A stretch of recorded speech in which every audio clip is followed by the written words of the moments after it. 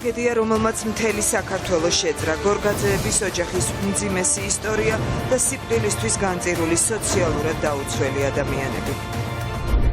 ირაკლის შოთაძის მეორედ მოსვლა პროკურატურაში, სკანდალებში გახვეული ყოფილი პროკურორის მოსმენა და პროტესტის შენობის გარეთ.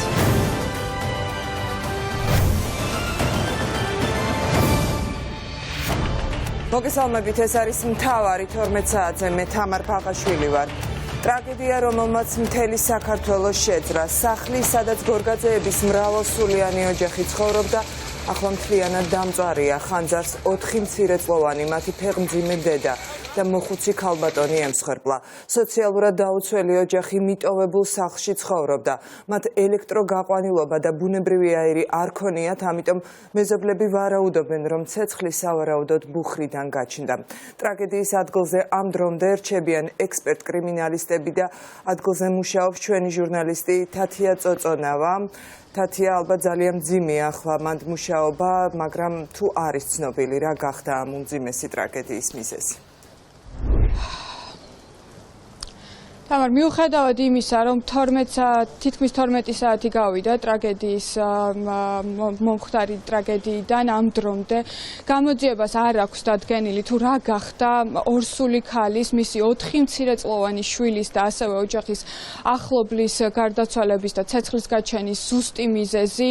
აღსანიშნავია ის, რომ ამ დროისთვის აქ ექსპერტ კრიმინალისტები არ მუშაობენ, თუმცა ადგილობრივები ჩვენ გვიყვებიან, რომ სავარაუდოდ ვინაიდან ოჯახს ჰქონდა მძიმე სოციალური ფონი და ისინი იყვნენ სოციალურად დაუცველები და მათ არ ჰქონდათ არც ელექტროენერგია, სავარაუდოდ ცეცხლი გაჩნდა შეშის ღუმელიდან, რა დროსაც მათ ოჯახში მყოფ ადამიანებს ეძინათ და მათ ვერ გაიგეს ამის შესახებ და მაშინ როდესაც მათ გაიგეს, უკვე გვიანი იყო და სახლიდან გამოსვლა ვერ მოასწრეს.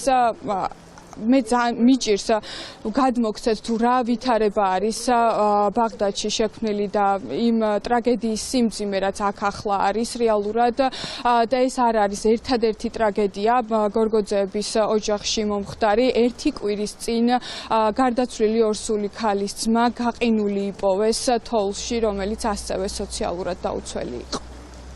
სოციალურ დახმარება აახენდა, ხის სახლი იყო და ფეთში ქონდა დამთირი და ამით იმასხნეს. მეტი არაფერი არ ვიცით. დაგვირეკეს მეტი არაფერი არ ვიცი რა მოხდა. ძალიან გაჭირვებული ოჯახი იყო, ხო? კი, ძმა ყავდა, მტარი და ძმი ჰქონდათ, ბინა ჰქონდათ და იქ მეორე სახლში გამევიდა, იყავდათ მწვარებული ყავდათ.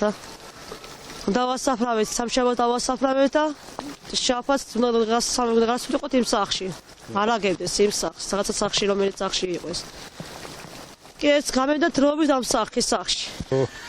სოციალურად დაუცველი ხალხი იყვნენ, ხო და ესე მოხდა, რომ ცოლისმა გარდაეცვალა მანამდე და იქ მის სახლში იყვნენ, ეს მიყავდათ მიცვალებული. მე ცოლისმა გაასვენა და დროებით გადმოვიდნენ მეორე სახლში.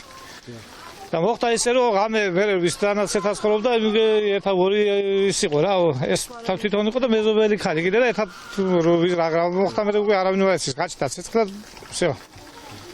ის ქალბატონის დაიწვა და ესენის. ძმა გარდაიცვალა ერთი კვირით ადრე გარდაიცვალა, ასე ამბობენ თოვლში გაიყინაო. ხო, გაჭირებულები იცოდეთ. დარი ნახენ გზაში. გაიყინა. როგორც ამბობენ, გაიყინა.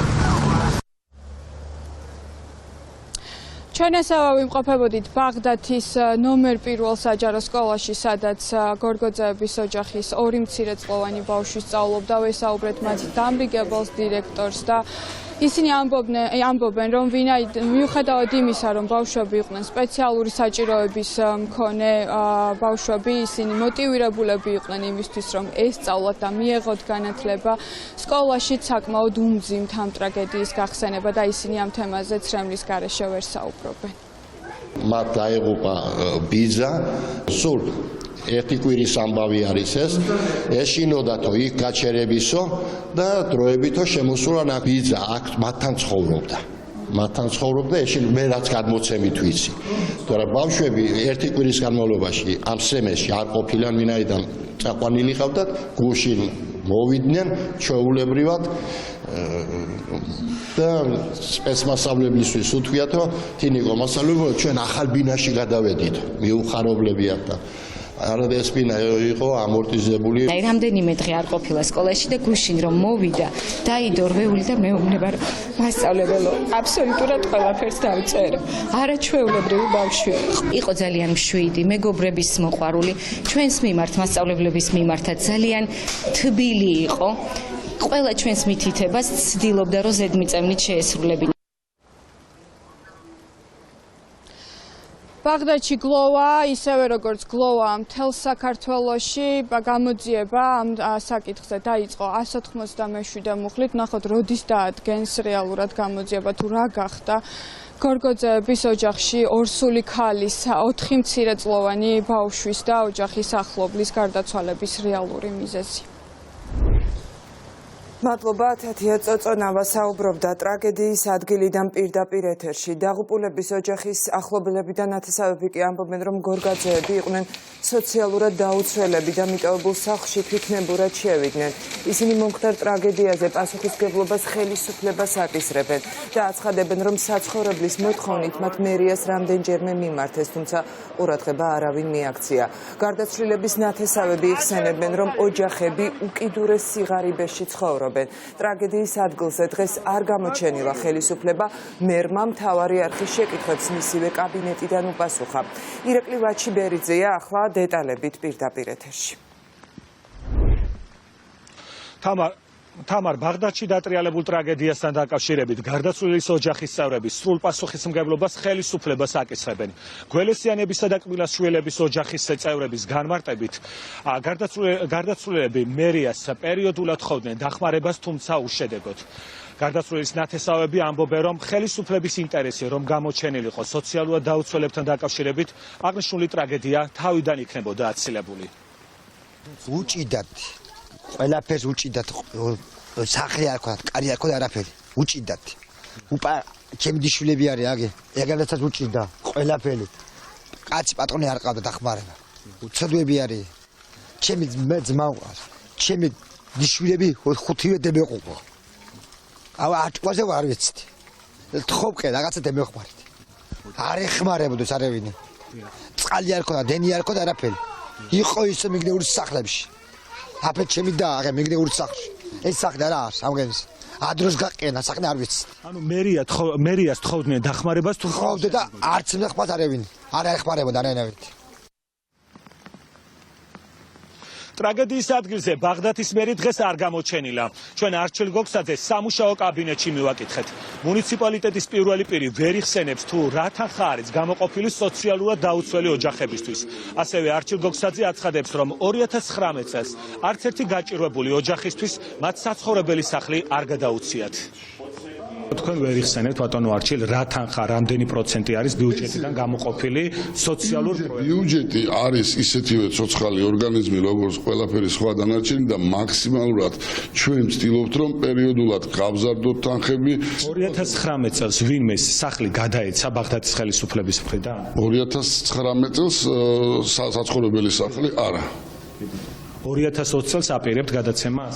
როგორც მოგახსენეთ, ჯერჯერობით ამისათვის სახლების გადაცემის ჩვენთან პრაქტიკა არ არის.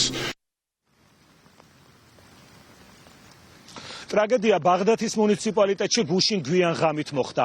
ორი ოჯახის 6 წევრი ხანძრის შედეგად გუშინ გვიან ღამით გარდაიცვალა. მადლობა, ირაკლი ვაჩიბერიძე საუბრობდა პირდაპირ ეთერში. შემზარავი ტრაგედია კი ბაღდადში გუშინ ღამით დატრიალდა 4 ბავშვის, მათი ფეხმძიმე დედის და მოხუცი ქალბატონის გადარჩენა. ვერც მეზობლებმა და ვერც მაშველებმა შეძლეს. ადგილზე მისული მეხანძრეები ფაქტობრივად ღია ცეცხლში შევიდნენ, თუმცა უშედეგოდ ხის სახლი სულ რამდენიმე წუთში მთლიანად დაიწვა. ბავშვებია, შიგნით ობიჯო. გვიანღამე გამოძახებაზე მისულ მეხანძრეებს საზარელი სურათი დახვდათ. ცეცხლის ალში გახვეულ სახლში 4 მცირეწლოვანი ბავშვი დახმარებას ითხოვდა. მეხანძრეები ღია ცეცხლში შევიდნენ, თუმცა ხის ორსართულიან სახლს ხანძარი იმდენად სწრაფად მოედო, რომ ვერავის გადარჩენა ვეღარ შეძლეს. ხანძარს იმერეთში 4 ბავშვი, მათი ორსული დედა და 1 ხანში შესული ქალი შეეწირა. ჩვენ კიბილზე გამოვედით აქ, რომ მოვედით, იყო უკვე ცეცხლი. არის დამწვარი 4 ბავშვი, ბავშვების დედა, ვიღაც ლილუაშვილის ქალი დამლაგებელია ქუჩის და ერთ-ერთ წაცხადებენ ახლა რომ კიდევ არის მკვდარი. სულ გამოდის 7 მიცვალებული და საიდან მოხდა პაჟარი ვერაფრით ვერ გეტყვი, არ ვიცი. ეს რა ფართი იყო, რა ეს საცხოვრებელი? არის სახლი, მიტოვებული სახლი და თავის ჭკუით შესახდნენ შიდ. ადგილზე მოსულ მეხანძრე მაშულებს დახვდა შემდეგი სურათი. სახლი დაახლოებით 2 მეტრის სიმაღლეზე არის ბელეტაჟის ტიპის ქვითკირით ნაშენები, ხოლო დანარჩენი სართული არის მთლიანად ხის. ეს იყო მიტოვებული სახლი, როგორც მოქალაქეები ამბობენ, იყო ხის და მთლიანად ალში იყო ცეცხლის გახვეული სახლი. დამწვარ ხის სახლში 2 სოციალურად დაუცველი ოჯახი ცხოვრობდა. ორსული დედა, 4 მცირეწლოვან შვილთან ერთად და მათი მეზობელი ხანში შესული ქალი. ორივე ოჯახმა მიტოვებული სახლი, სადაც არც წყალი იყო შეყვანილი და არც ბუნებრივი აირი, თვითნებურად დაიკავა. გარდაცვლილი შვილი გვიყვება, რომ ტრაგედიამდე ისინი მერიას დახმარებას თხოვდნენ, თუმცა ყურადღება არავინ მიაქცია. ვიღავი შესული მეზობლის ოჯახში, გინი იმას გადაგიხდიდო, ქირის ფულსო. როგორც დედაჩემს გადაუხადეს და დეიცვა ეგ ერაკლი ისე გადამიხადეს მეც. სადიხადეს. ანუ არანაირი ყურადღება მერიიდან არის. აი რა, რომელი მინდა რა იმაზე, რომელი იმაზე მელაპარაკები. ახლა მეუნება გვარი ადამიანი დეიცვა აგ დედაჩემს და მეო დედაშენსო, ქირის ფულს უხდიდიო. და მის სახელოს მევიდე და რომელ ბინაშიდაც იყო კარგად ვიცი დედაჩემი და რომელი ბინის პატრონს აძლევდა ფულის გამგეობა ეს მაინტერესებს. დარზე მელაპარაკებ, ახლა ფულს უხდიდითო. შემამაცხუნებულო, როცა მოვდიოდი გამგეობაში, რატო მაშინ არ მეუნებოდი? ხელისუფლების ყურადღება რომ ყოფილიყო, დღეს ეს 6 ადამიანი ცოცხალი იქნება. ყველი არაფერი არ მოხდებოდა. სოციალურად დაუცველი ოჯახის ბედით ადგილობრივი ხელისუფლება მხოლოდ ტრაგედიის შემდეგ დაინტერესდა. ადგილზე გამგეობის წარმომადგენლები და ბაღდათის მერი მივიდნენ. ისინი მედიას არ წმუნებდნენ, რომ ორივე ოჯახი ბინებით ყავდათ უზრუნველყოფილი და დახმარებასაც აძლევდნენ. პარტი ორივე ოჯახის წარმომადგენლებს გამოყოფილი ჰქონდათ. მერის ყველა მუნიციპალური სერვისით, რაც სოციალური ბიუჯეტით იყო გათვალისწინებული, სარგებლობდა. სარგებლობდა როგორც სოციალურად დაუცველი და სოციალური სერვისებით, ასევე უფასო სასადილოთი, მიუხედავად იმისა, რომ ზოგი მათგანი არ იყო საერთოდ ჩვენი მუნიციპალიტეტის მკვიდრი, გამონაკლისის სახით მათაც უზრუნველყოფა ჰქონდათ ამხრივ გაწეული და სასადილოთი ისინიც სარგებლობდნენ. ამ ოჯახს ჰქონდა თავის საცხოვრებელი სახლი, სადაც ცხოვრობდნენ, სადაც გამოუყო ბაღდათის მერიან და წლები ცხოვრობდნენ იმ სახლში და ამ სახლში რატო ცხოვრობდნენ ეს ალბათ ერთი თვე ალბათ, იმიტომ რომ ეხლა ნამდვილად არ გვაქვს ინფორმაცია ამ სახლში რატომ გადმოვიდნენ, იმიტომ რომ მათ დღესაც აქვთ ეს სახლი, სადაც შეეძლოთ მათ ეცხოვრათ. გაურკვეველია თუ ოჯახები ადგილობრივმა ხელისუფლებამ ბინებით უზრუნველყო, რატომ შევიდნენ ისინი საცხოვრებლად მიტოვებულ სახლში, სადაც არც წყალი იყო, არც დენი და არც ბუნებრივი აირი. ორსართულიანი სახლის ხის კედლები ციუ ზამთარში სითბოსაც ვერ იკავებდა. გორგაძეების ოჯახის ტრაგედია თავის სიმძიმით მართლაც უპრეცედენტოა, მაგრამ ჩვენ ცხოვრობთ ქვეყანაში, სადაც ყოველი მეხუთე ბავშვი შიმშილობს. იუნისეფის კვლევამ, რომელიც ჯერ კიდევ 2017 წელს გამოქვეყნდა, მაშინდელი პრემიერის გიორგი კვირიკაშვილის პოსტი შეიწირა, თუმცა რა გაკეთდა ამის შემდეგ ამ რეალობის შესაცვლელად? ამ კითხვაზე კონკრეტული პასუხის გაცემა ხელისუფლების წევრებს უჭირთ. ნინო სამყურაშვილი გვერდდება ახლა პირდაპირ ეთერში და სწორედ ის განაგრძობს თემაზე საუბარს. ნინო, რა პასუხი აქვს ხელისუფლებას იმ საგანგაშო მონაცემებზე და საგანგაშო რეალობაზე და თუ არის რაიმე ცვლილება მას შემდეგ, რაც კვირიკაშვილი სწორედ იუნისეფის კვლევის გამო ოფიციალური ვერსიით პოსტიდან გადააყენეს. დიახ, თამარ, ჩვენი მთავარი შეკითხვა დღეს სწორედ ეს იყო, თუ რა გააკეთა ხელისუფლებამ მას შემდეგ, რაც გიორგი კვირიკაშვილი აი ამ მიზეზით გაუშვა პრემიერ-მინისტრობიდან. ქართული ოცნების წევრებმა დღეს ხელი ისევ ოპოზიციისკენ და წინა ხელისუფლებისგან გაიშურეს და თქვეს, რომ ის თუ პრობლემები არის ქვეყანაში, თუნდაც იმ მიმართულებით, რომ ბავშვებს აქვთ დღეს პრობლემები და ისინი შიმშილობენ, არის წინა ხელისუფლების დამსახურება. რაც შეეხება ქართული ოცნების თავისმართლებას, ისინი ამბობდნენ, რომ მათ შეიმუშავეს ბავშვთა დაცვის უფლებების კოდექსი, ეს კოდექსი ამუშავდება და ეს იქნება ერთ-ერთი გარანტი მათი მტკიცებით იმისა, რომ ბავშვთა სიღარიბე ქვეყანაში აღარ იყოს. პარტნიორესო, იცით რა მინდა გითხოთ? თავის დროზე გახსოვთ, რომ კვირიკაშვილის გარჩევების საფუძველი იყო იუნისეფის კვლევა, რომ ბევრი ბავშვი შიმშილობს ქვეყანაში, ყოველი მეხუთე და რეალურად ეს არის პრობლემაა და ამის გამო გაუშვეს. თქვენ რა სიტყვით პარტნიორესო? იურისტებს უნდა გითხოთ. ხო, მაგრამ ეს ხო პრობლემა არის პარტნიორესო და იმის შემდეგ რაიმე გაკეთდა თუ არ გაკეთდა? ბავშვები არ შიმშილობენ საერთოდ. ჩვენს ქვეყანაში ბავშვები არ შიმშილობენ. ყოველი მეხუთე ბავშვი შიმშილობს, ყველა ამ განცხადებას აკეთებს, ყოველთვის ოპოზიცია. მე ვერ ვიჯერე ვაუჩერებთ მაგალითად. იუნისეფის კვლევაც ხომ ესეთი არის 2017-ის მონაცემებით. რის გამოც გიორგი კვირიაშვილი შიმშილობს, ესე იგი ოპოზიცია მაშიმშილა ძველიდან მოყოლებული. ეს 2017-ის მონაცემებია. და იწყება 2020-დან. ეკონომიკური მდგომარეობაც, რა თქმა უნდა, უმნიშვნელოვანესი ფაქტორი არის. ჩვენ გვაქვს ის ეკონომიკური პარამეტრები, ის ეკონომიკური განვითარება, რომელიც განვითარებაც, ესე ვთქვათ, არის დაგეგმილი ეკონომიკური გუნდის მხრიდან და ამაზე მე დამატებულ კომენტარს ნამდვილად ვერ გავაკეთებ. მე შემიძლია გითხრათ ბავშვის უფლებათა კუთხით, რომელიც ჩვენ დავიწყეთ მისი გაუმჯობესება, იცით რომ მივიღეთ კოდექსი, კიდევ ერთხელ ამბობ და ჩვენ მივყვებით ნაბიჯ-ნაბიჯ იმისთვის, რომ ეს კოდექსი სრულფასოვნად განვახორციელოთ, მაგრამ კიდევ ერთხელ ვამბობ, რომ ამას დაჭირდება შესაბამისი პერიოდი, გარკვეული დრო. პრაქტიკულად სოციალური შეჭირვებული ოჯახში არც ერთი ბავშვი არ დარჩება, რომ არ იყოს ფინანსური დახმარება არ იყოს მასზე გამოყოფილი და პლუს კიდევ კვების ვაუჩერი, რომელიც ესოდენ მნიშვნელოვანია. მე ვფიქრობ, რომ ამ ციფრებს თუ გადავხედავთ, მივხვდებით ძალიან დიდ სხვაობას და კვირიკაშვილთან მხოლოდ ამ თემის დაკავშირება ასაკვირველი არასწორია. ქვეყანა საქართველოს და არა მარტო საქართველოს აი ამ ბავშვთა კვების, ბავშვთა სოციალური დაცვის თემას საგანგებოდ უნდა იხილავდეს. მე ვფიქრობ, ამ თემასთან დაკავშირებით განცხადება და სპეციალური ბრიფინგიც შეიძლება კონდეს ჯანდაცვის კომიტეტს.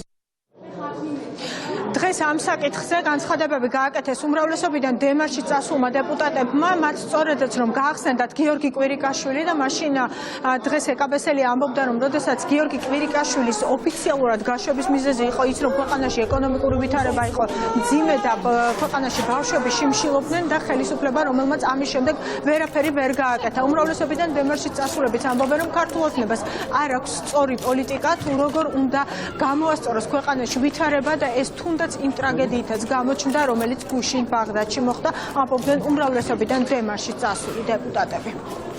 მართლაც მეორე რიგში გადადის, იმიტომ რომ აი ამ ბედურებამ რაც ბაღდადში დატრიალდა, აჩვენა ის, რომ არავინ არ არის გამკითხავი, როდესაც ასე უჭირს ოჯახს და ბავშვებს და შიმშილობდნენ და შიმშილობის ზღვარზე იყვნენ და ეს არ იყო დამალული ფაქტი. საჯაროდ პირდაპირ ეთერით გადაიცემოდა ამ ოჯახის გაჭირვება სულ ცოტა ხნის წინ და ჩვენ ნახეთ ახლა ამ ყველაფრის გაგრძელება, ამ ხელა უბედურება დატრიალდა და მინდა მიუსამძიმრო ყველას. ბავშვები კვების თვალსაზრისით არიან ძალიან დიდ დანაკლისში. ანუ ისინი მათთვის, აი მათი ფიზიოლოგიური და გონებრივი განვითარებისთვის საჭირო ელემენტებს, საკვებ ელემენტებს ვერ იღებენ. ამიტომ მოვითხოვე იუნისეფს მეც შევხვდი მაშინ და ასე შემდეგ მოვითხოვე, მაგრამ რაღაცა ყველამ ესე გაატარა. შემდეგ რომ ეს მოაწვათ, შემდეგ უკვე დაუნიშნეს ეს 50 ლარიანი დახმარება, მაგრამ ამას ეს 50 ლარიანი დახმარება კი არ ჭირდება. ამას ჭირდება კომპლექსური დამოკიდებულება.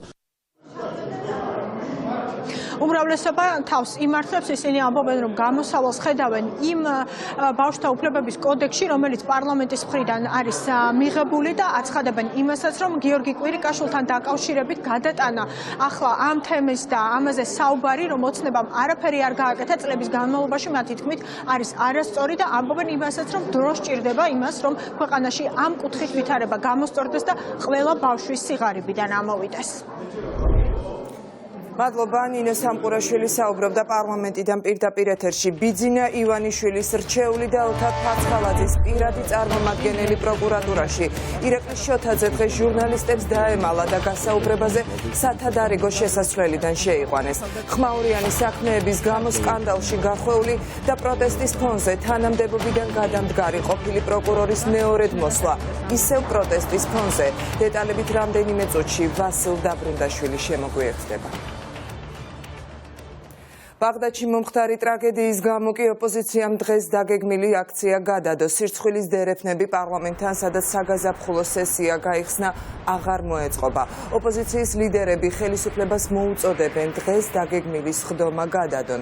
ნინო გაზდელიანი განაგრძობს ახლა თემაზე საუბარს პირდაპირ ეთერში. ნინო, რას აცხადებენ ოპოზიციის წარმომადგენლები?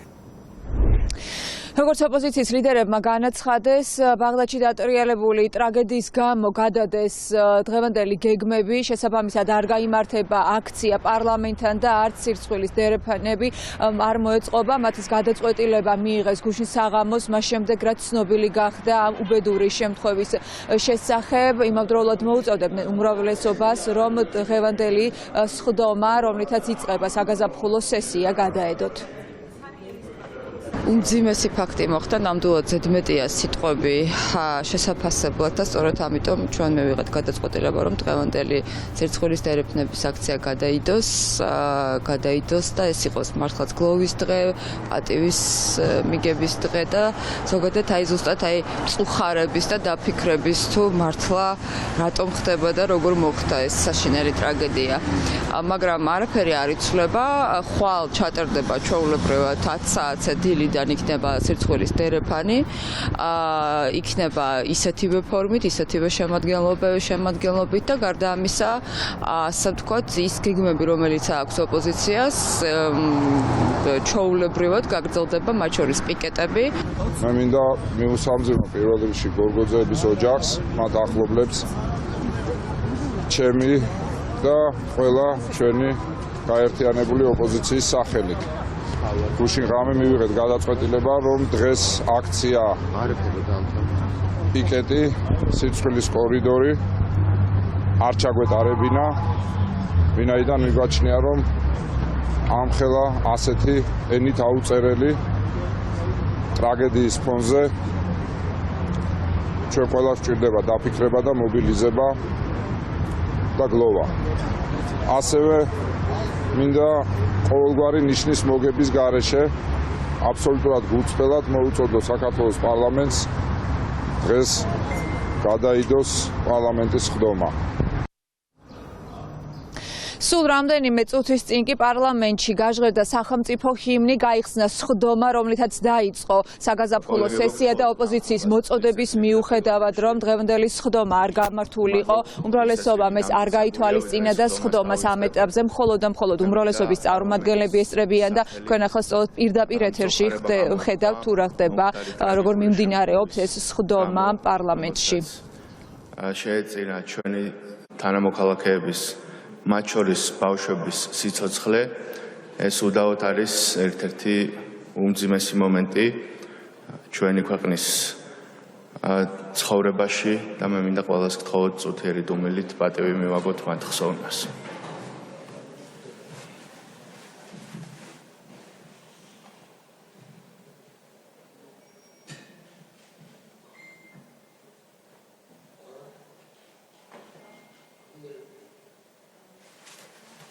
მადლობთ.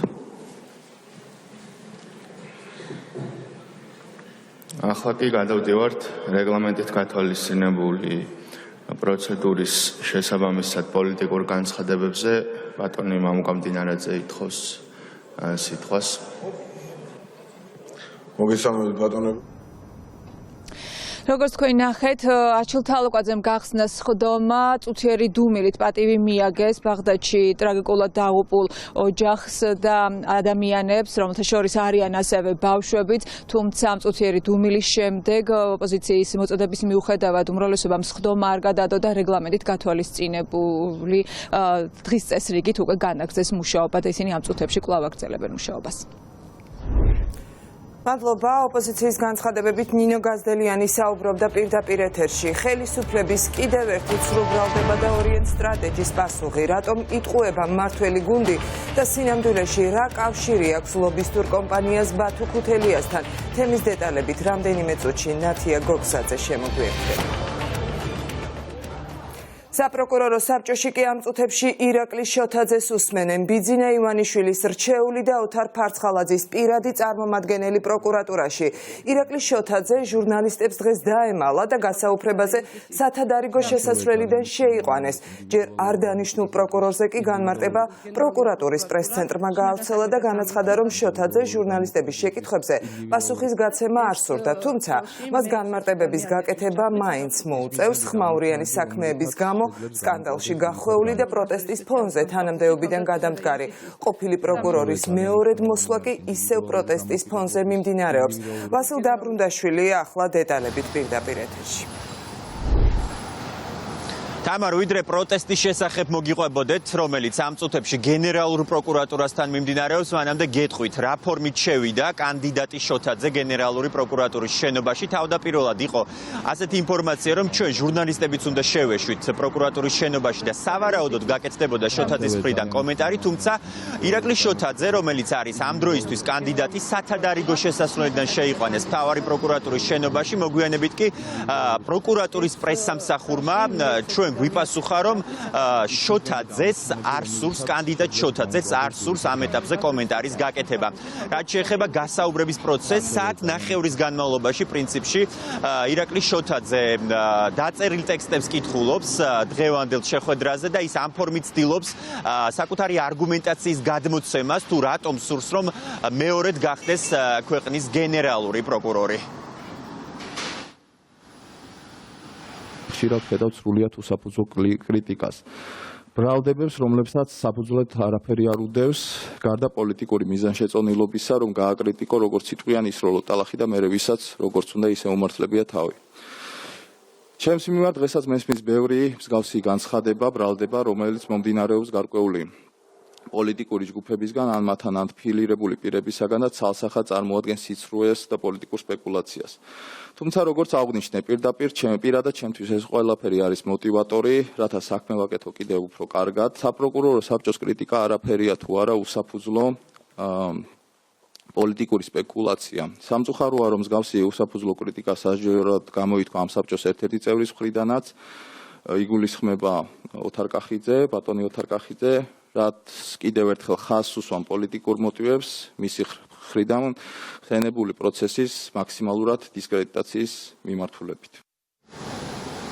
ირაკლი შოთაძის მოსმენა გენერალურ პროკურატურაში მიმდინარეობს პროტესტის ფონზე და მთავარი არხის მაყურებელი ჩემს უკან ხედავს, რომ აქ არიან შეკრებილები სხვადასხვა არასამთავრობო ორგანიზაციის წარმომადგენლები, მათ შესაბამისი პლაკატები უჭირავთ ხელში, არა მარიონეტს, ნუ იქნები მიკერძოებული იყავი ობიექტური, უთხარი არა უსამართლობას.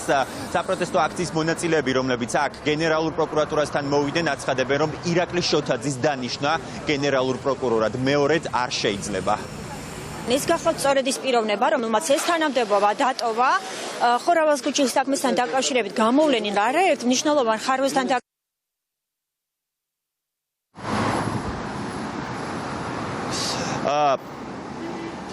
მას შემდეგ რაც ვიდრე საპროკურორო საბჭო დაიწყებოდა, რამდენიმე წუთით ადრე ჩვენ კომუნიკაციის შესაძლებლობა მოგვეცა საპროკურორო საბჭოს ერთ-ერთ წევრ ოთო კახიძესთან. ის აცხადებს, რომ ირაკლი შოთაძესთან დაკავშირებით არსებობს არაერთი შეკითხვა, მათ შორის მის მიმართ საკმაოდ ბევრი კითხვა არსებობს ხორავას ქუჩის საქმესთან დაკავშირებით. შოთაძე არის ის გენერალური პროკურორი იყო, რომელიც ასრულებდა ივანიშვილის მითითებებს პოლიტიკურ ოპონენტებთან დაკავშირებით, შერჩევით სამართალთან დაკავშირებით და ყველა ამ მნიშვნელოვან საქმეზე, რომელიც საზოგადოების ხელის გულზე დევს, რა თქმა უნდა, მეკითხებს დავსვა. თუმცა არსებითი მნიშვნელობა ივანიშვილის პირობებში, თუ ვინ დაიკავებს გენერალური პროკურორის პოსტს, არ აქვს. ვინაიდან ნებისმიერი ფიგურა იქნება მაინც პარტიის თავმჯდომარის დავალებების შემსრულებელი და არა რაღაც საკუთარი დამოუკიდებელი პოლიტიკის აფსარებელი.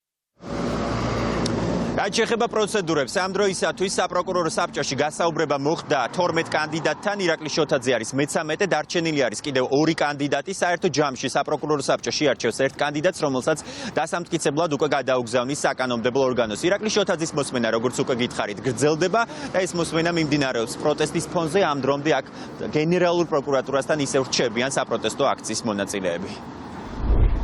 მადლობა, ვასილ დაბრუნდაშვილი საუბრობდა პროკურატურიდან პირდაპირ ეთერში და ჩვენ ახლა ვუბრუნდებით ისევ საქართველოს პარლამენტს, სადაც ოპოზიციის მოწოდების მიუხედავად საპარლამენტო უმრავლესობამ საგაზაფხულო სესია მაინც გახსნა და ისინი წინასწარ დაგეგმილი დღის წესრიგით გათვალისწინებული საკითხების განხილვას გეგმავენ, თუმცა დამოუკიდებელი დეპუტატების მხრიდან პოლიტიკური განცხადებების და პროტესტის მიზეზიც სწორედ ეს გახდა. ჩვენ შეგვიძლია ახლა პირდაპირ ეთერში ვნახოთ, რა ხდება პარლამენტის ხდომაზე. გადადებაც იყო უპრიანი და თუ ამ გადაწყვეტილებას მიიღებთ, მე მგონია ეს იქნება ყველა სწორი გადაწყვეტილება, ისევე როგორც სწორი იყო დღეს იმ დაგეგმილი აქციის გაუქმება, რომელიც პარლამენტის გარეთ უნდა გამართულიყო, იმიტომ რომ ამ ტრაგედიამ გადაფარა აბსოლუტურად ყველაფერი.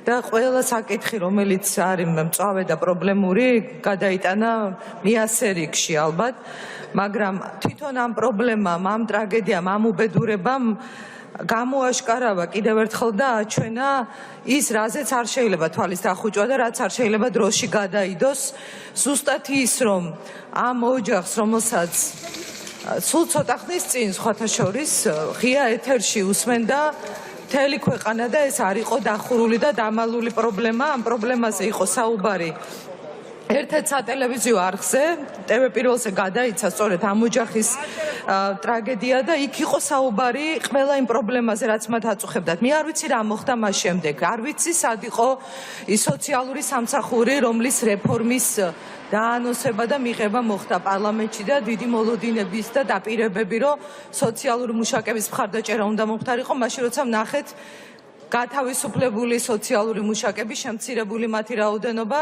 და ვერ ვნახეთ რაღაცა, რომ ამ უბედურების და ამ ტრაგედიის დატრიალებამდე რაღაცა ზომები გატარდა ამის თავიდან ასაცილებლად.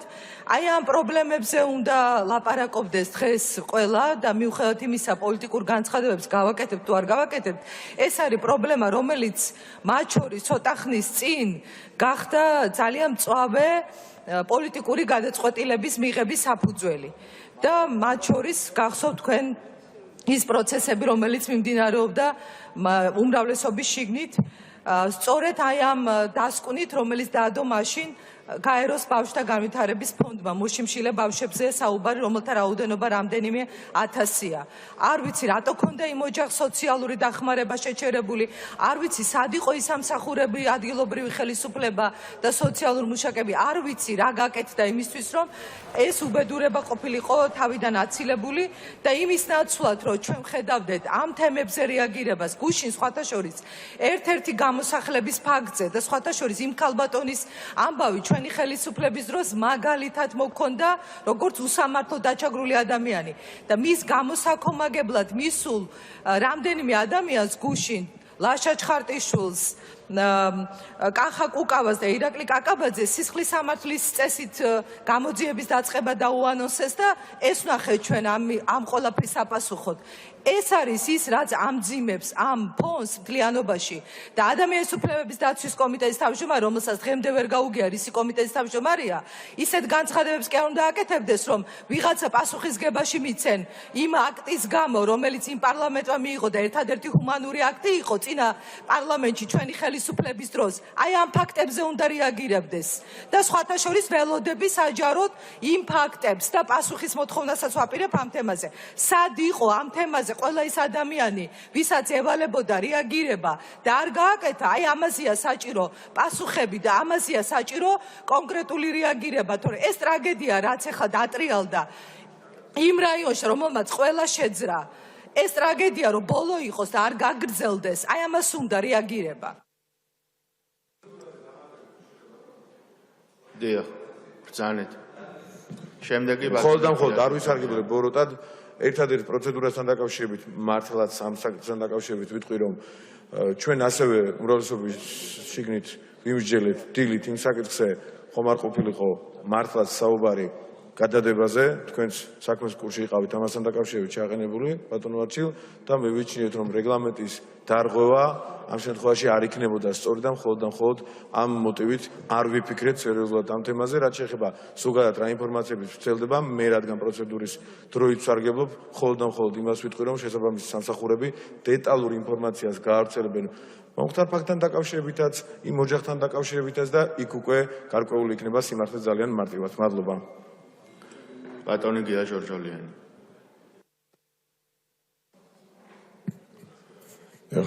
მე მინდა მწუხარება გამოთქვა მომხდარი ტრაგედიის გამო, თქვა რომ მთლიანად ჩვენი ქვეყნის პრობლემაა ეს და ყველა უნდა გავიაზროთ მიზეზები, შედეგები, მაგრამ ამას უფრო რაციონალური მსჯელობა ჭირდება შემდეგში, ამიტომ დღეს ამ პოლიტიკურ გამოსვლას მეც ვხსნი.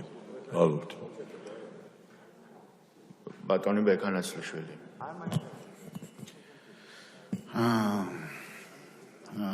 არ ვაკეთებ მე პოლიტიკურ განცხადებას, უერთდები ამ შემთხვევაში იმ სულისკვეთებას, რაც არსებობს და ვიზიარებ გულწრფელად ამ ოჯახის წუხარებას.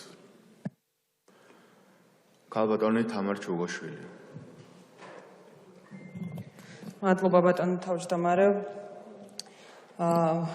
გუშინდელი ძალიან მძიმე ტრაგედია რომ არ მომხდარიყო, მეც ვაპირებდი სხვა საკითხებზე საუბარს, მათ შორის ჩემი აზრით საკმაოდ მძიმე მდგომარეობაზე, რომელიც ქვეყანას აქვს საერთაშორისო მიმართულებით, თუმცა მე მგონი ყველასთვის ძალიან რთულია ახლა სხვა თემებზე ლაპარაკი იმ ყველაფრის გათვალისწინებით, რომ მცირეწლოვანი ბავშვები, მათი დედა აღმოჩნდნენ სრულიად დაუცველები, ძალიან სუსტები და არავინ არ აღმოჩნდა მათ ასახმარებლად მაშინ, როდესაც მათ თავს ძალიან მძიმე ამბავი ტრიალებდა და ემსხვერპლნენ იმ ტრაგედიას, რომელიც ერთად ვიხილეთ.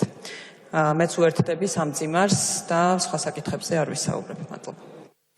მადლობთ ქალბატონო. ხაშასე ეს იყო პირდაპირი ჩართვა საქართველოს პარლამენტიდან, სადაც როგორც მოისმინე დამოუკიდებელი დეპუტატების მიერ განცხადებების მთავარი თემა სწორედ ბაღდადში მომხდარი ტრაგედია. და დღის სხვა მთავარი თემები ჩვენ ყურადღებას ვამახვილებთ საქართველოს მთავრობის დემოკრატიულ უკუსვაზე, შეუსრულებელ დაპირებებსა და პოლიტიკურ წარუმატებლობაზე, რომელიც სულ უფრო მეტად აღელვებს მაღალი თანამდებობის პირებს ვაშინგტონში.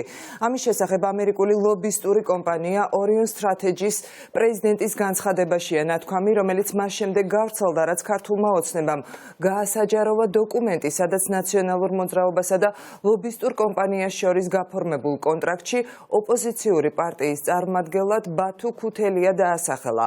Orion Strategies განცხადებაში ნათქვამია, რომ ატლანტიკური საბჭოს პრეზიდენტის გვარი დოკუმენტში შეცდომით მოხვდა და ეს შეცდომა მალევე გასწორდა და რომ ბათუ ქუთელია მხოლოდ უსაფრთხოების, ეკონომიკის და სამხედრო საკითხებზე ინფორმაციის მიწოდების მიზნით დაიქირავეს.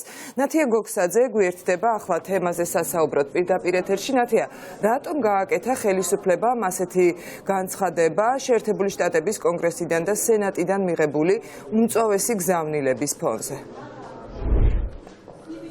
ოპოზიცია ამბობს, რომ ხელისუფლება შეეცადა გადაეფარა ის პრობლემები და ის კრიტიკის ნიაღვარი, რომელიც მოდის შეერთებული შტატებისგან. ქართული ოცნების წევრები კი მიუხედავად განმარტებებისა აცხადებენ, რომ მათ ჰქონდათ ხელში დოკუმენტი, სადაც ბათუ ქუთელიას სახელი და გვარია მოხსენიებული ამ კომპანიასთან მიმართებაში. აქედან გამომდინარე, ისინი არაპირებენ შეცვალონ პოზიცია. ჩვენად ვკითხეთ, რომ ეს არის ძველი დოკუმენტი, ტექნიკური ხარვეზი, რომელზეც თავად კომპანიის ხელმძღვანელობა უკვე საუბრობს და ოფიციალურ განცხადებასაც აკეთებს და ამბობს, თუ რომ მიზნით დაიქირავეს მათ ბათუ ქუთელია და სიამაყითაც აღნიშნავენ, რომ საქართველოში თანამშრომლობენ პროდასავლურ ძალებთან, რომლებიც შეშფოთებას გამოთქვამენ ქვეყანაში პოლიტიკური და დემოკრატიული რეფორმების უკუსვლის გამო. ამ განმარტებების მიუხედავად ქართული ოცნების წევრები ამბობენ, რომ მათთვის მნიშვნელოვანია მხოლოდ ის დოკუმენტი, რომელიც მათ აქვს და სადაც წერია, რომ ბათუ ქუთელია თანამშრომლობს Orion Strategies-თან. რაც შეეხება ოპოზიციას, ისინი ამბობენ, რომ ქართული ოცნება როდესაც ვერ ასაბუთებს თუ რაში ხარჯავს ფულს და რატომ ქირავს ასე ძვირადღირებულ ლობისტებს, მაშინ როდესაც ქვეყანა მუდმივად კრიტიკის ქარცეცხლშია, ეს თავდასხმა, თავდაცვის ყველაზე კარგი საშუალებაა. რისთვის ქირავთ ამ ლობირებს? იქ არც დეოკუპაციაზე საუბარი, არც ქვეყნის უსაფრთხოების თემებზე. მე შემიძლია გითხრათ, რომ ამ კონკრეტულ შემთხვევაში, რაზედაც თქვენ საუბრობთ, იმ შემთხვევასთან რა კავშირში იმყოფება არ ვიცი. გუშინ მაგაზე რომ დავსვით შეკითხვა, ბათუ ქუთელიეთი გვიპასუხეს და ჩვენ გვაინტერესებს, თქვენ რაში ხარჯავთ? ჩვენ ხარჯავთ ქვეყნის ინტერესების შესაბამისად, რომ მაქსიმალურად ეს რომელ დოკუმენტში? სტრატეგიული თანამშრომლობის დოკუმენტები, რომელიც არის ამერიკასა და ლობისტებს რატო ქირავთ? ამას გეკითხებით. იმ დოკუმენტებში ვიცით რაც წერია, მაგრამ ლობისტებს რისთვისაც ქირავთ? აი იმ დოკუმენტებში რა გიწერია? ჩვენ გვიწერია, რომ ქართულ-ამერიკული ურთიერთობები მაქსიმალურად იყოს, ესე იგი, თანამშრომლობის დონეზე წერილების ადრესატების მიმართ ფომის გამოცხადება ან იმის თქმა რომ ვინც წერს ამ წერილებს იმათ ეხა ჭკუა უნდა ვასწავლოთ და გავაგებინოთ რა ხდება ამ ქვეყანაში და აქ რაღაც ახალი ფრონტის გახსნა რომ ლობისტური საქმიანობის საპირწონედ დაიდოს ის დოკუმენტი ეს კიდე უფრო მეტად ააშკარავებს მე მგონი უმციფრობას და უპასუხისმგებლობას იმიტომ რომ პრობლემა იმაში კი არ არის წერილები რო იგზავნება პრობლემა არის წერილები რატომაც იგზავნება ის პრობლემები რო არის და ამის გამოსწორების გზას რო ვერ ვხედავთ რა ვიცი, ხა ქართული ოცნების კომენტარებზე ძნელია კომენტარი გააკეთო, ისეთ აბსურდულ და არარეალურ კომენტარებს აკეთებენ ზოგადად დაწყებული დეპუტატების ამბოხიდან დამთავრებული ალბათ ლობისტური საქმიანობით, მაგრამ ის კი ნამდვილად ვიცი, რომ სახელმწიფოს ხარჯზე ქართული ოცნება ქირაობს ლობისტებს. ხო, აქედან გამომდინარე, მე ვფიქრობ, რომ თუ ოპოზიცია ქირაობს, ის ალბათ საკუთარი შემოსავლებით ქირაობს და ქართული ოცნება ბიუჯეტის ფულით ქირაობს და სამწუხაროდ მათ მიერ დაქირავებული ლობისტური კომპანიების მიუხედავად ქვეყანას იმიჯი დაუზიანდა. ეს ლობისტები გასული წლების განმავლობაში მე რაზეც მქონდა შეხება მუშაობდნენ როგორც გუშინაც აღნიშნე თავისუფალი ვაჭრობის შეთანხმებაზე მუშაობდნენ სხვადასხვა მაღალი რანგის შეხვედრების ორგანიზებაზე და საქართველოს იმიჯის დამკვიდრებაზე შეერთებულ შტატებში მათ შორის გადაცემების რეკლამების ტელერეკლამების თუ სხვადასხვა მედია გაშუქების ხელშეწყობის გზით პრობლემა შეიძლება გაჩნდეს ერთადერთი იმ შემთხვევაში თუ კი სახელმწიფოს ბიუჯეტიდან ანუ ხალხის ფულიდან დაფინანსებული ლობისტური ორგანიზაციები სახელმწიფოებრივი ინტერესების, ანუ საქართველოს ინტერესების ნაცვლად მუშაობენ პარტიულ ინტერესებზე, ანუ ასეთ შემთხვევაში. თუმცა მე როგორც გითხარით, მე რაც გამოცდილება მქონდა, ყველა საკითხი, რომელზეც ჩვენ კონსულტანტების დახმარებას ვიყენებდით, შეეხებოდა საქართველოსთვის აუცილებელი ინტერესების მხარდაჭერას. და სულ ცოტა ხნის წინ ამ თემაზე განმარტება გააკეთა უმრავლესობის ერთ-ერთმა ლიდერმა მამუკა მდინარაძემ ის ამბობს რომ ქართული ოცნებისთვის საინტერესო იყო დოკუმენტი რომელიც მათ ჩაუვარდათ ხელში და მამუკა მდინარაძე აცხადებს იმას რომ რა ტიპის განმარტებებიც არ უნდა გაკეთდეს ახლა ვაშინგტონიდან უშუალოდ ამ კომპანიის და თავად ბათუ ქუთელიას მხრიდან ისინი აზრის შესვლას არაპირებენ რომ ბათუ ქუთელია დაკავშირებულია ნაციონალურ მოძრაობასთან კონტრაქტში და შესაბამის აპლიკაციაში, რომელიც აიტვით ამერიკის შეერთებული შტატების იუსტიციის დეპარტამენტის შესაბამის საიტზე, რომ ის იყო წარმომადგენელი, ოფიციალური წარმომადგენელი და საკონტაქტო პირი ნაცმოძრაობასა და მის ლობის ორგანიზაციას შორის და რაც არ უნდა ეხლა თქვენ სხვანაირად მოაბათ კუდები, ამას ვერაფერს ვერ უზამთ. ის იყო წარმომადგენლობითი უფლებამოსილების მქონე პირი, რომელიც კონტაქტობდა ლობის კომპანიასა და ნაცმოძრაობის წარმომადგენლებს და პარტია ნაცმოძრაობას შორის. ბათუ ქუთელიას განმარტებაც ნახეთ. უკვე უპასუხეთ და კიდევ იპასუხოთ. უკვე უპასუხე. უპასუხეთ, მაგრამ შეკითხვა გამიჩნდა თქვენი პასუხი. არა, ამის წინ უპასუხე. სადაც არა, იცით რა მაინტერესებს. გავრცელდეს ის იყო ტექნიკური შეცდომა ისინი. ჩვენ ამაზეც უპასუხე. უპასუხე ამაზე. კიდე გავიმეორებ ნაცია. კი ბატონო. ანუ მე ამაზე ასე უპასუხე და კიდევ გაგიმეორებთ, რომ რამდენ პროცენტად ჯერა საქართველოში, რომ ეს იყო ტექნიკური შეცდომა, იმდენ პროცენტზე დავა ძალიან მალე ასეთი ტყუილების გამოაშკარავების გამო ნაცმოძრაობის მხარდამჭერთა რაოდენობა. შეეხება თავად ბათუ ქუთელიას ის ვაშინგტონში იმყოფება და გუშინვე გამოეხმაურა იმ კამპანიას და თავდასხმას, რომელიც მის წინააღმდეგ განახორციელა ქართულმა ოცნებამ, რაც ჩვენ მთელი დღის მანძილზე ვაკეთებდით სიუჟეტს ლობისტური საქმიანობის შესახებ და ვსვამდით შეკითხვებს თუ რა შეიხარჯება ბიუჯეტის ფული და მილიონები, მაშინ როდესაც შეერთებული შტატებისგან მუდმივად ვიღებთ კრიტიკას, ამის შემდეგ უკვე ქართულმა ოცნებამ ბათუ ქუთელია დაადანაშაულა ნაციონალური მოძრაობის ლობიზმში, თავად ქუთელიამ კი დაწერა თავის Facebook გვერდზე, რომ პროფესიული საქმიანობის ერთ-ერთი მნიშვნელოვანი ნაწილი მისთვის არის ანალიტიკური პროდუქტების შექმნა და სწორედ ამ ანალიტიკური პროდუქტების თემაზე, ეკონომიკის, სამხედრო და უსაფრთხოების საკითხებზე თანამშრომლობდა ის ამერიკულ კომპანიასთან და არა რომელიმე კონკრეტული პარტიის ლობიზმთან დაკავშირებით. მადლობა ნათია გოგსაძე საუბრობდა პარლამენტიდან პირდაპირ ეთერში. საქართველოს კიდევ ერთი მოქალაქე მაღალი ტემპერატურით და ვირუსის ნიშნებით თბილისის ინფექციურ საავადმყოფოში დღეს დილით მოათავსეს. ის საქართველოში ჩინეთიდან დოჰას გავლით ჩამოვიდა. 29 წლის ახალგაზრდა მამაკაცს დღეს ტესტს პირველად საქართველოში ლუგარის ლაბორატორიაში ჩაუტარებენ. ინფექციურ საავადმყოფოში კი ამ დრომდე რჩება კიდევ 3 პაციენტი, რომლებიც მედიკოსების დაკვირვების ქვეშ არიან. მათი ანალიზების პასუხები კი ჰოლანდიიდან უკვე დღეს საღამოს გახდება ცნობილი. ბოლო პაციენტი შემოყვანილი იქნა დღეს, რომელიც იმყოფებოდა ჩინეთში, მუშაობდა ქალაქ გუანჯოუში. ჩამოსვლისას მას აღენიშნებოდა ტემპერატურის მომატება. სულ ამჟამად ჩვენთან 4 პაციენტი იმყოფება დაკვირვების ქვეშ, მათგან 1-ია ნამყოფი მხოლოდ უხანში, ამ 4-დან 2-ის ზემოსასუნთქი გზებიდან აღებული მასალა გაგზავნილია ჰოლანდიაში, როტერდამში ამ ახალ კორონავირუსზე გამოსაკვლევად, პასუხებს ველოდებით ჩვენს დაავადებათა კონტროლის ცენტრს ლუგარის ლაბორატორიას ექნება უკვე ტესტ სისტემები, უკვე აქ ადგილზე შეგვეძლება ამ კორონავირუსის დიაგნოზის დასმა. კორონავირუსით გარდაცვლილთა რაოდენობა კი 427-მდე გაიზარდა. ინფიცირებულია 20,640 ადამიანი. 2800 პაციენტის მდგომარეობა განსაკუთრებით მძიმეა. ჩინეთს საზღვრებს გარეთ ვირუსის გარდაცვალებით კიდევ ერთი შემთხვევა დაფიქსირდა. ჰონკონგში მედიკოსების მცდელობის მიუხედავად პაციენტის გადარჩენა ვერ მოხერხდა. მსოფლიოს 27 ქვეყანა ეპიდემიის გავრცელების საფრთხის წინაშეა. ჩინეთის სახელმწიფო სამედიცინო ცენტრის განცხადებით 170,000 ადამიანი ისევ მედიკოსების დაკვირვების ქვეშაა. ამერიკის შეერთებული შტატები კი და მთელი რიგი ევროპული ქვეყნები კი მზადყოფნას გამოთქვამენ ჩინეთის მთავრობას ვირუსთან ბრძოლაში დაეხმარონ. საქართველოს მოქალაქე 25 წლის თამუნა ლუტიძე, რომელიც თბილისის საერთაშორისო აეროპორტიდან კორონავირუსის საფრთხის გამო ინფექციურ საავადმყოფოში გადაიყვანეს, აეროპორტში მომხდარის დეტალებს იხსენებს და Facebook-ის საკუთარ გვერდზე იმ ვითარებასაც აღწერს, რომელშიც ის ინფექციურ საავადმყოფოში იმყოფება. თამუნა ლუტიძე წერს, რომ ის უკვე გამოიკვლიეს და უთხრეს, რომ ჯამრთელია, მაგრამ სახლში არ უშვებენ, რადგან ამისთვის მთავრობის ნებართვა სჭირდებათ.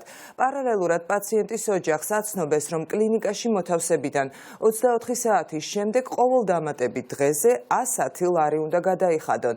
ამ ყველაფრის ფონზე მარტო ვარ დილიდან არც რაიმე გამოკვლევა მიტარდება და არც რაიმე ანალიზის პასუხს ველოდები. ოთახში მაქვს ქუჩაში გასასვლელი კარი. შემიძლია ავდგე და უბრალოდ წავიდე, წერს თამუნა ლუტიძე.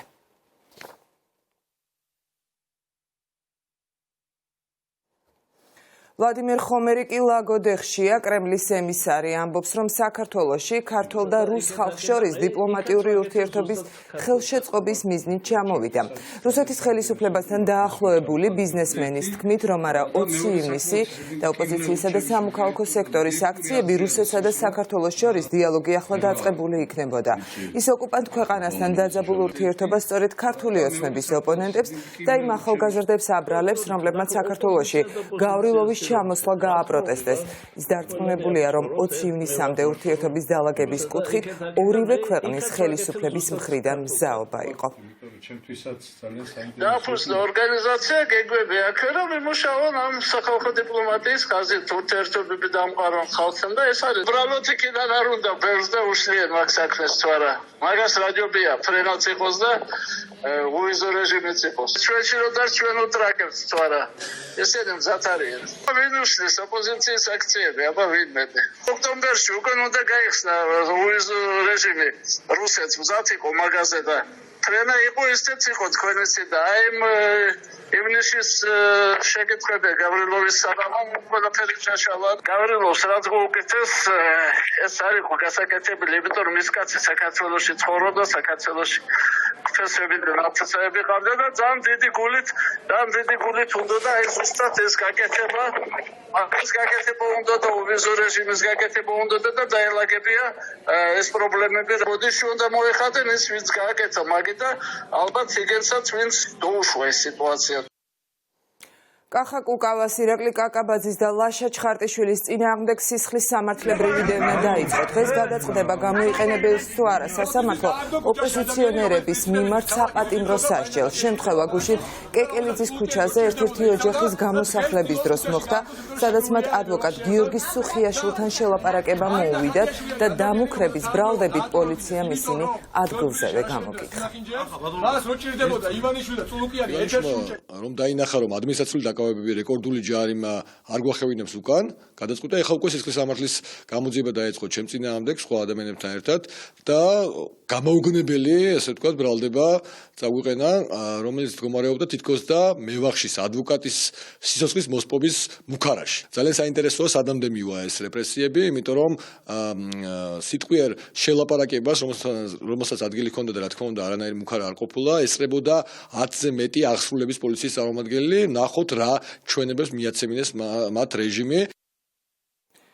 პროტესტი განათლების სამინისტროსთან სტუდენტებს, რომლებიც საზღვარგარეთ სწავლობენ და საქართველოს უნივერსიტეტებში სურთ სწავლის გაგრძელება, სამინისტრო დამატებით რეგულაციებს უწესებს. მათ უნდა ჩააბარონ უნარების გამოცდა, რომლის შესახებაც ინფორმაცია მხოლოდ რამდენიმე დღის წინ შეიტყვეს. სტუდენტების არაერთი მოთხოვნის მიუხედავად განათლების მინისტრი მათ არ ხვდებათ.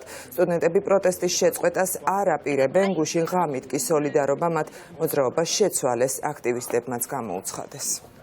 ჩვენ ვართ მობილობის მსურველი ბავშვები, რომელსაც გვინდა გაგრძელება, ჩვენს ქვეყანაში სწავლის გაგრძელება, მაგრამ სახელმწიფო გვიწესებს დამატებით რეგულაციებს და გთხოვს უნარების გამოცდის ჩაბარებას. რატო უნდა გვიწესებდეს ამ რეგულაციას, როცა ჩვენ უკვე ყველაფერი გაკეთებული გვაქვს იმისთვისაც, რათა მოიპოვოთ სტუდენტის სტატუსი. კონკრეტულ კითხვებზე კონკრეტული პასუხები არ გვაქვს. დამოკიდებულება ძალიან არაკორექტული არის ქალბატონი ნუნუ მიცკევიჩის. ვაპირებთ, როგორც ხედავთ, კარვები გვაქვს გაშლილი და მიმართოთ პროტესტის უკიდურეს ზომას. აქცია დავიწყეთ 25 იანვრიდან და ვაგრძელებთ დღემდე. ჩავაბარეთ უცხოეთში, 3 თვის განმავლობაში ეს იყო კიევი, უკრაინა, ასევე იყო სასომხეთის ჯგუფი, რომლებიც 3 თვის განმავლობაში სწავლობდნენ ბავშვები უნივერსიტეტებში. რეალურად ინფორმაცია არ ქონდა იმასთან დაკავშირებით, ჩვენ გვექნებოდა თუ არა გამოცდები საქართველოში. ჩვენ მინისტრი გვემალებდა, ესე რა ვთქვათ, გვითხრეს სამინისტროში, რომ მინისტრი შვებულებაში არ და 5 რიცხვამდე რეალურად საქართველოში არ იქნება და თბილისში, მაგრამ გავიგე ინფორმაცია, მომივიდა ყურამდე, რომ მინისტრი იმყოფება თბილისში, არანაირი მასალა არ გვაქვს გამოცდას დაკავშირებით თუ რა ფორმის ტესტები იქნება გამოცემული გამოცდაზე და მსგავსი ინფორმაციაც რეალურად არ გვაძლევს, მხოლოდ გვეუბნებიან, რომ 5 თებერვალს არის დანიშნული დილის საათებში გამოცდა. როგორმე გამოვიდეს ბატონი ჩხენკელი და შეხვდეს ამ ადამიანებს, გაარკვიოს ზუსტად რაში არის მდგომარეობა, იმიტომ რომ ვიცით რომ 350 ადამიანამდეა, ვისაც ესეთ გაურკვეველ მდგომარეობაში აქვს, რომელსაც 10,000-ობით ლარი აქვს გადახდილი სხვა ქვეყნებში სასწავლებლად და ნებაიბოძონ ჩამოვიდნენ და შეხვდნენ. ეს ბატონი მარტო დაკავებულია ბიძინა ივანიშვილის პრიკაზების მიღებით, ამიტომ მნიშვნელოვანია ჩამოვიდეს და საქმის კურსში ჩააყენოს ეს ახალგაზრდები, იმიტომ რომ ამ ახალგაზრდებზე დგას საქართველოს მომავალი და ეს დაცინვა და ცინიკური მიდგომა არ გაუვა მას. ამერიკის შეერთებულ შტატებში სროლის დროს 2 ადამიანი დაიღუპა, 3 კი მძიმედ დაიჭრა, მათ შორის მცირეწლოვანი. დაშავებულები ადგილობრივ კლინიკაში გადაიყვანეს. მედიკოსების განცხადებით, მათ მდგომარეობა სტაბილურია. ინციდენტი ტეხასის შტატში უნივერსიტეტის კამპუსში მოხდა. წინასწარი ინფორმაციით სროლა სტუდენტებს შორის დაპირისპირებას მოჰყვა, თუმცა შემთხვევის ზუსტი დეტალები უცნობია. ადგილზე ექსპერტ კრიმინალისტთა ჯგუფი ამ დრომდე მუშაობს, მიმდინარეობს თვითმხილველთა დაკითხვა. სირიის მთავრობას მომხდარის გამო საფასურის გადახდა მოუწევს. უკრაინაში ოფიციალური ვიზიტით მყოფი თურქეთის პრეზიდენტი სირიას ემუქრება. ანკარის ლიდერის მუქარა წინ სირიის სახელისუფლებო არმიის მიერ იდლიბში განლაგებულ თურქულ სამხედრო შენაერთებზე თავდასხმა უძღო და რა დროსაც 4 თურქი ჯარისკაცი დაიღუპა, 9 კი მძიმედ დაიჭრა. მომხდართან დაკავშირებით ოფიციალურმა ანკარამ სპეციალური განცხადებაც გაავრცელა, სადაც წერია, რომ რეგიონში სიტუაცია განსაკუთრებით მძიმეა, რაც ქვეყნის ეროვნულ ინტერესებს საფრთხეს უქმნის. თურქეთმა სირიაში დამატებით სამხედრო ტექნიკა უკვე გაგზავნა, ასევე თურქულ-რუსული პატრულირება ოფიციალურად გაუქმდა. ესპანეთში მადრიდის აეროპორტში კანადის ავიახაზების კუთვნილმა ბოინგმა ავარიული დაშვება განახორციელა. ცნობილია, რომ თვითმფრინავის ბორტზე 128 მგზავრი იმყოფებოდა. ავარიული დაშვების მიზეზად ძრავის გაუმართაობა სახელდება, რაც პილოტმა დროულად შენიშნა. ასევე აფრენის მომენტში ბოინგ 767 საბურავი დაუზიანდა. ავიახაზების კუთვნილი თვითმფრინავი მადრიდი-ტორონტოს რეისს ასრულებდა. აეროპორტში დაშვების შემდეგ მგზავრებმა და ეკიპაჟის წევრებმა სამედიცინო შემოწმება გაიარეს, თუმცა ინციდენტის შედეგად არავინ დაშავებულა.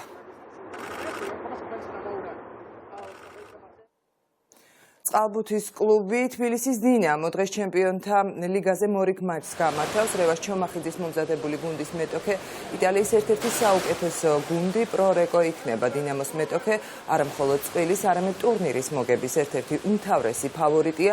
დინამოელები დღევანდელ მატჩს საკადრო პრობლემებით ხვდებიან. გუნდს ძირითადი შემადგენლობის 2 მოთამაშე დააკლდება. შეხვედრა კი ოლიმპიკის აუზზე 18 საათსა და 30 წუთზე დაიწყება. პრორეკო როგორც მოგეხსენებათ, ერთ-ერთი უძლიერესი გუნდია მსოფლიოში, ასე ვთქვათ, მსოფლიო ნაკრებოსაც ეძახიან ხოლმე.